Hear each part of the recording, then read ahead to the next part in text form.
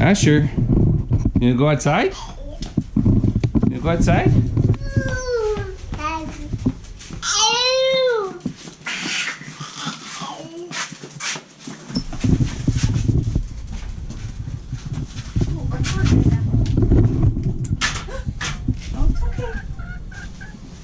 Come on around. There you go. Watch your step. It's a big step. It's a big step. Yep.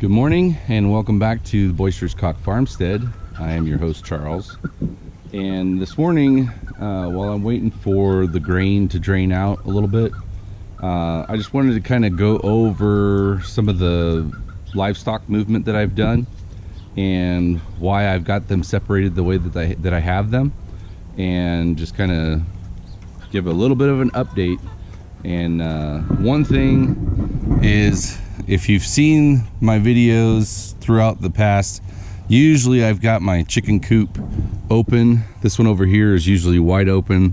I don't generally have predator issues around the house here, and part of that is because everything's all fenced off around the house, and then there's just the road out this way.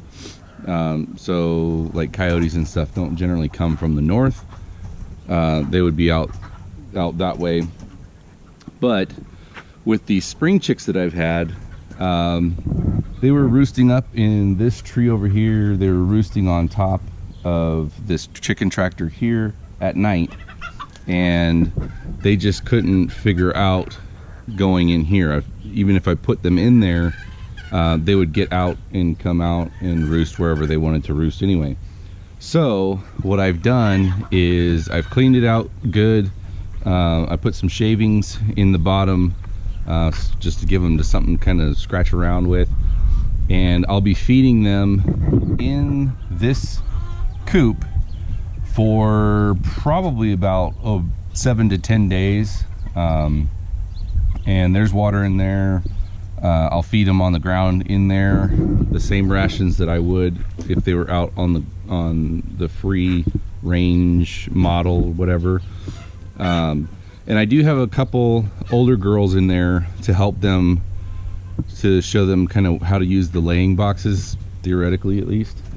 And so like this one here is one of the young ones from the spring that can actually, or actually from the summer, that can slip out between the slats on the pallet. And those are some Icelandic chickens that I've already let out this morning. So here's some of the other, or this is the rest of the white ones from this summer. And somewhere is Solstice. She's kind of a bluish gray one. She's probably out cleaning up after the pigs. So I've got most of my roosters in this chicken tractor here, and I've already fed them. I haven't fed the girls yet today. Their food is draining. And then here I've got my Cornish cross hens isolated out, and this is because when they're out with all the other chickens, they eat proportionately more for really no reason other than they're just building up more meat, which I don't want them to do that. I don't want them to build up more meat. I want them to actually slim down right now. So I am restricting their feed a little bit, and that's one of the reasons why I have them in here. The other reason is to see if they're actually laying, which they are not, because the daylight hours have dropped. A lot of my chickens are not laying right now. I've only got maybe a dozen, so a quarter of the population is still laying. And then these girls over here are ones that were getting beat up, so they were missing feathers and things like that from getting mounted by the males all the time, or getting, in some cases they were getting picked on by other girls. And these are also mostly my older ones, so they're also partly in molt. I'm getting like 3 or 4 eggs a week, something like that, out of 8 chickens. So not very high production right now out of this group. But I wanted to keep them isolated, see how they're laying, because they are mostly older ones. I want to see if they're still being productive once their molting cycle is finished, and just kind of go from there, make a decision whether I need to give them away to somebody who just wants chickens as pets, or if I need to dispatch them and make available the resources, whether that's spacing or feed for the new up-and-coming productive chickens here, egg production at least. Over here, as I said, I've got the Icelandics are already out.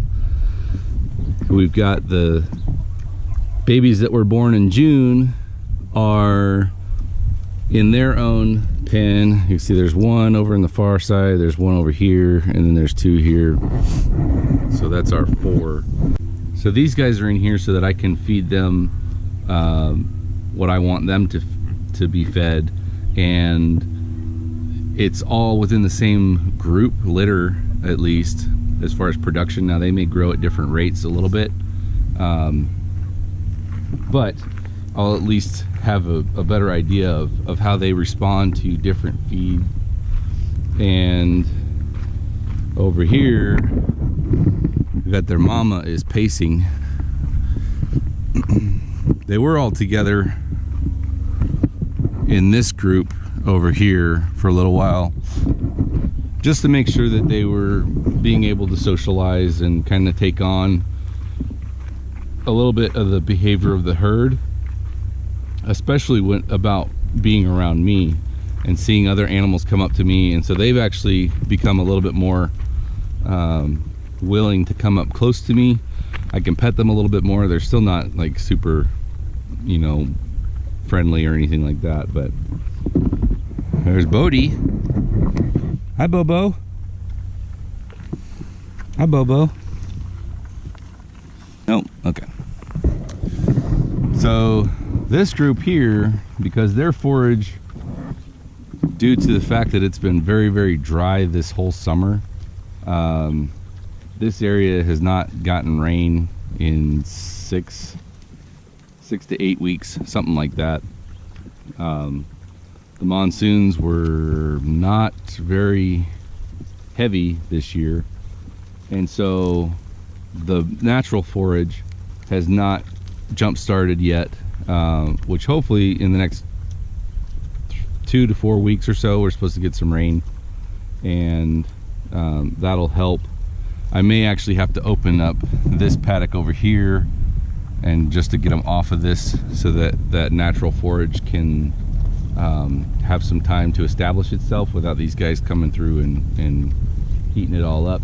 So what I've done is I've started to supplement them more with feed. Now this is the group that in a previous video I had them out on pasture for over 6 months, because it was like February up until somewhere around early September, I think, is when I finally started feeding them a little bit. So pretty good not to have to feed a group of 10 pigs anything for 6-7 months. And now what they eat, or what I'm feeding them, is not a ton. It's just basically enough to kind of satiate their hunger and give them a little bit of nutrients, and then they'll get the rest of it just kind of picking through whatever's left out there. So it's always good to start kind of bringing that extra feed in when you see that you're losing your forage before you actually fully lose it, because then they won't, if you're feeding them stuff, they won't go out there and pound the vegetation as hard. So then over here we've got Pumpkin, Gumbo, and then behind Gumbo is Shaw. But I put Pumpkin in here a couple weeks ago because she was like basically past the point of whatever, if she was going to have babies she would have had them. She's never shown anything. She's actually slimmed down some, so I think that she had gone through what would be called a false pregnancy, because her mannerisms and everything like that were consistent with pregnancy. But as I said, I never felt movement that I could definitely say for sure were babies moving around. And she was very gassy, so she always had like gas bubbles moving around and stuff like that. So it gave me a lot of false hope for a long period of time. But so Pumpkin is in with these guys, and these guys are strictly what I feed them. They get hay in the morning, and then they get fodder in the evening, and then the babies get fodder in the morning, fodder in the evening, and then they have pasture open to them throughout the day to finish off their feed. So this is the group of the chickens that I'm trying to train, and I would say about half of these are ones that need to learn where their home is. So this is going to be their home. This is the main coop here, and I've got these natural roosting branches that I've fixed up there, and then in the back I've got some pallet slat roosting posts for them to use, and there's also a pallet slat roosting post here in the front corner if they want to stare out the window, I guess. So like I said, these guys will be in here for 7 to 10 days or so, and then I'll let them out again. And then the idea is that they will have imprinted on this location as where they should be sleeping, and they won't be wanting to roost up in the trees or on the tractor or anything like that. I've also got a supplemental light that turns on. It's about 3 hours in the evening right here, and that's just to extend the amount of light that they get in a day to try to help them to get back onto a laying schedule, and to establish a laying schedule for these younger girls, because we're coming into winter. They're fully feathered out, so they're not contending with any molting issues. That was one of the reasons why I took out most of my older ones that were molting. I do have a couple older girls in here, but looks like they've already gone through their molting process. They're fully feathered and they're periodically laying, so I'm just kind of keeping them on that laying cycle. So that is kind of the rundown of who's where, who's on first, what's on second, kind of deal. I'm going to feed these girls and go about the rest of our day. My wife is still recovering from surgery. We've got a follow-up appointment for her tomorrow in Tucson, so hopefully that'll be good news. She hasn't felt like she's had any adverse effects or anything like that. So and I'm hoping I will get some more drywall tomorrow as well. So until next time, as always, thanks for joining us, and God bless.